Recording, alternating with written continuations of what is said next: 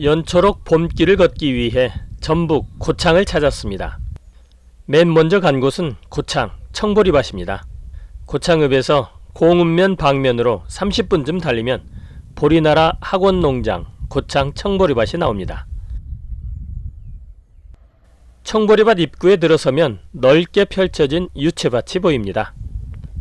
젊은 여인들이 데이트를 즐기고 있네요.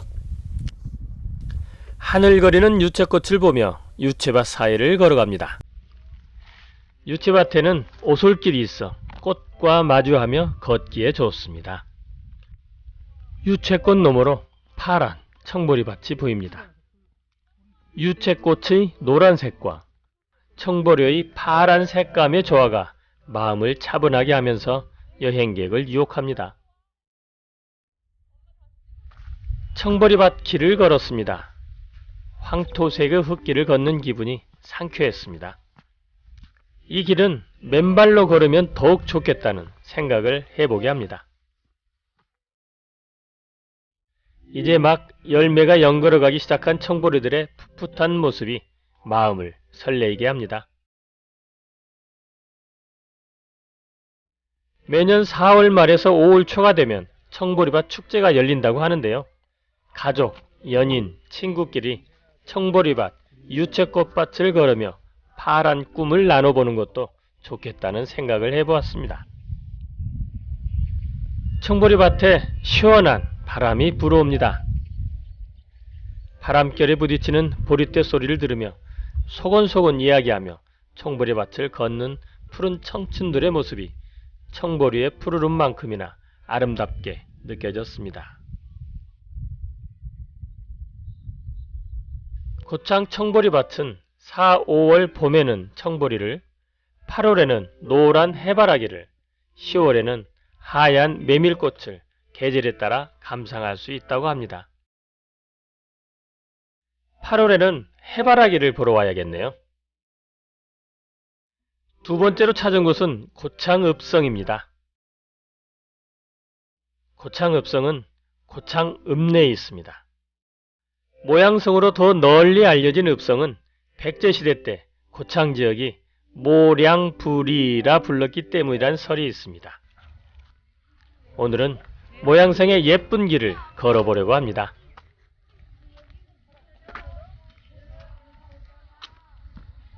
모양성 안으로 들어가는 문은 북문인 공북루입니다. 북문을 지나 바로 읍성길로 올라갔습니다. 읍성길의 전체 길이는 1.7km 정도 됩니다. 고창 읍성의 성문은 북문, 동문, 서문 등 3개 문이 있는데요. 북문을 출발한 지 5분여 만에 서문에 도착했습니다. 모양성의 성문은 다른 산성과는 다르게 성문 앞에 옹성을 둘러싸 적으로부터 성문을 보호할 수 있도록 축성했다고 합니다. 성 아래로 내려가면 옹성 안으로 들어가 서문을 볼 수 있습니다. 물론 개방은 하지 않았습니다.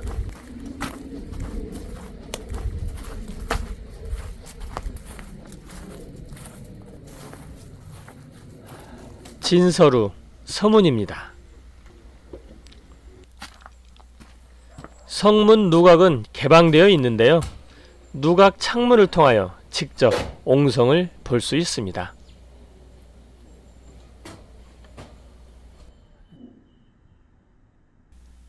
다정하게 읍성길을 걷고 있는 젊은이들의 모습이 아름답네요.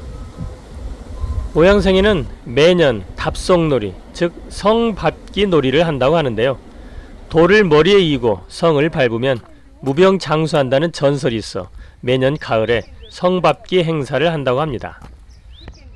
손바닥만한 돌을 머리에 이고 성을 한 바퀴 돌면 다리병이 낫고, 2바퀴 돌면 무병장수하며 3바퀴 돌면 극락승천한다고 합니다. 이제 성 안으로 들어가 볼까요? 이곳에는 모양성만의 멋과 운치를 느낄 수 있는 곳이 있는데요. 모양성 대나무 숲입니다. 맹종죽으로 이루어진 이곳은 대나무 두께가 굵고 키가 크며 나무가 빽빽하게 들어차 있어 광고나 드라마, 영화 촬영 장소로 많이 찾는다고 합니다.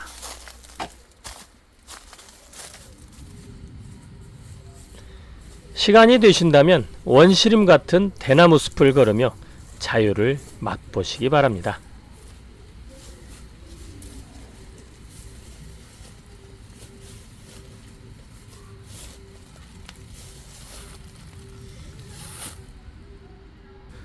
대나무 숲에서는 죽순도 볼 수 있는데요. 죽순의 굵기가 대나무 굵기와 비슷합니다.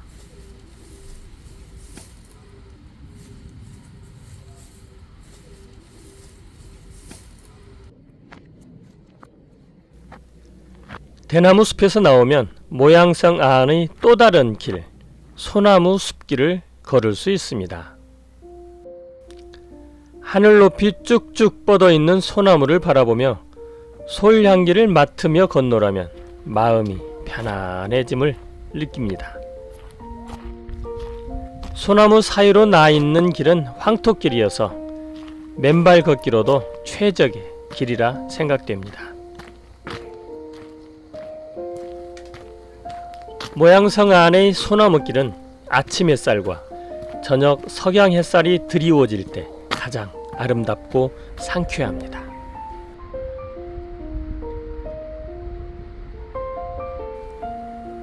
모양성 안의 소나무 숲길을 걷다 보면 동문이 나옵니다.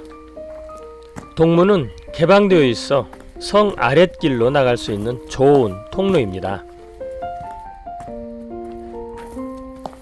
성 아랫길은 일부 구간을 제외하면 대부분 흙길로 이루어져 걷기 편합니다. 모양성을 방문하는 여행객들은 대부분 읍성길만 한 바퀴 돌고 가는 경우가 많은데요.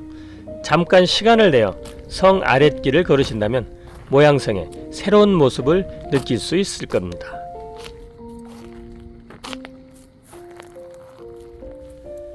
바닥에 곱게 내려앉은 철쭉 꽃잎이 화려하고 아름다웠던 모양성의 모습을 생각하게 합니다.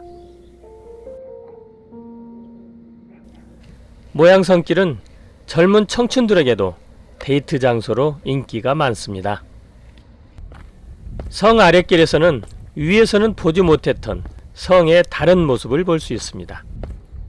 성 바깥쪽에서 안쪽을 들여다보니 색다른 느낌이 드네요. 성벽에 붙어있는 담쟁이 넝쿨은 봄의 싱그러움을 더해줍니다.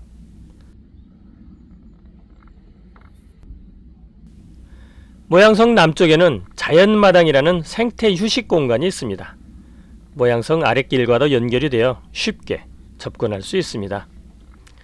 자연마당이란 기존의 공원과 달리 경작지로 이용되던 곳을 사람과 다양한 생물들이 공존하는 생태 휴식 공간으로 조성된 곳을 말합니다. 오늘은 자연마당 표지판이 있는 입구에서 모양성 남쪽 성벽 방향으로 걸었습니다. 이 길에는 하늘로 길게 뻗은 소나무들이 많이 있는데요. 쭉쭉 뻗은 소나무를 보니 마음까지 높아지는 듯 합니다. 계속 걸어가다 보면 모양성 남쪽 성벽에 다다릅니다. 이곳에서 성벽을 따라 성 아랫길로 갈 수도 있습니다. 성 위에서 바라본 자연마당입니다. 자연마당 가장 위쪽에 있는 전망데크입니다. 전망데크 아래쪽에는 다양한 산책길이 조성되어 있고 숲 체험원, 다단습지 등이 조성되어 있습니다.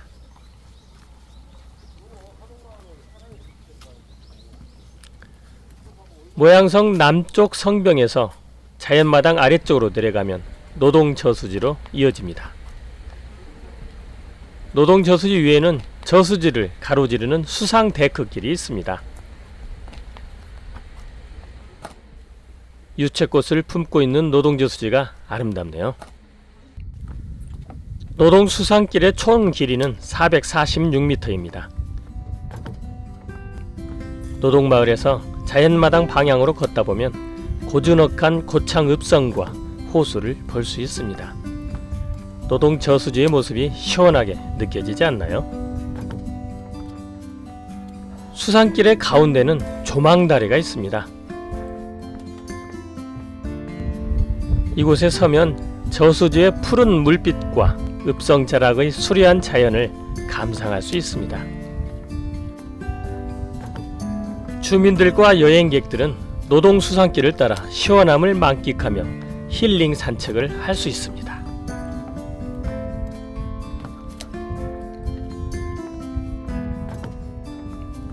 자연마당에서 출발하여 시원하게 펼쳐진 데크길을 걸어 노동수산길 끝자락에 다다르면 솔레음 향기가 가득한 소나무 숲이 나옵니다.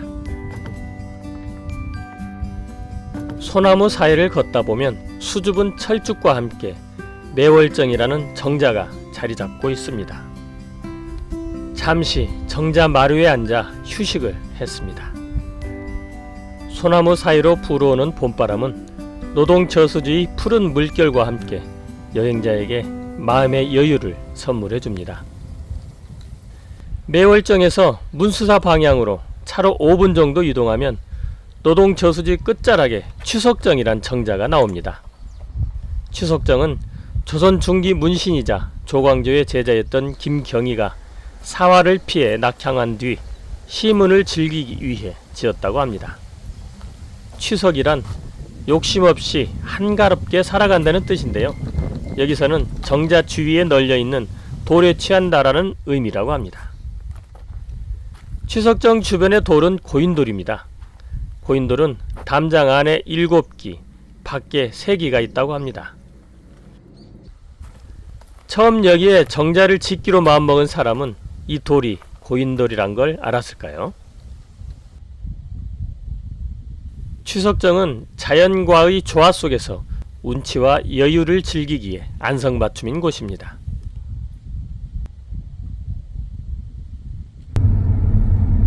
추석정에서 고수 방면으로 20여 분간 들어가면 문수사라는 사찰이 있습니다. 계곡길을 따라 깊숙이 들어가면 단풍나무가 많은 문수사길을 걷게 됩니다.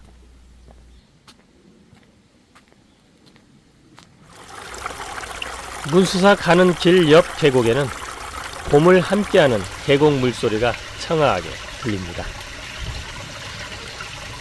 문수사는 고창군 고순면 문수산에 있는 사찰로서 백제 의자왕 때 신라의 자장율사가 창건하였다고 전해집니다.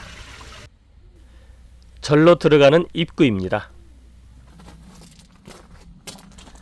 경내에 들어서면 멀리 채색이 바랜 대웅전이 보입니다. 대웅전으로 가는 길 오른쪽에는 범종각이 있습니다.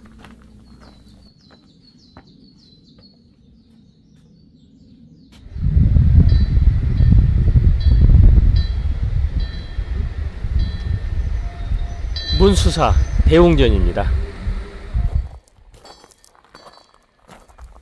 대웅전은 문수사의 본전으로 축조연대가 명확하지는 않지만 고종 13년에 고창 현감 김성로의 시주로 무감대사가 다시 지었다고 합니다.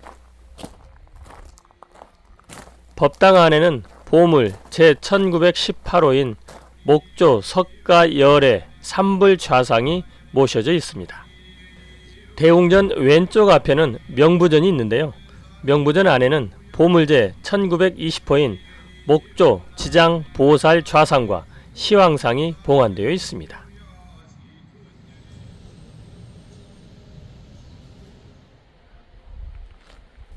대웅전 뒤편에는 지혜의 상징인 문수보살을 모신 문수전이 있습니다.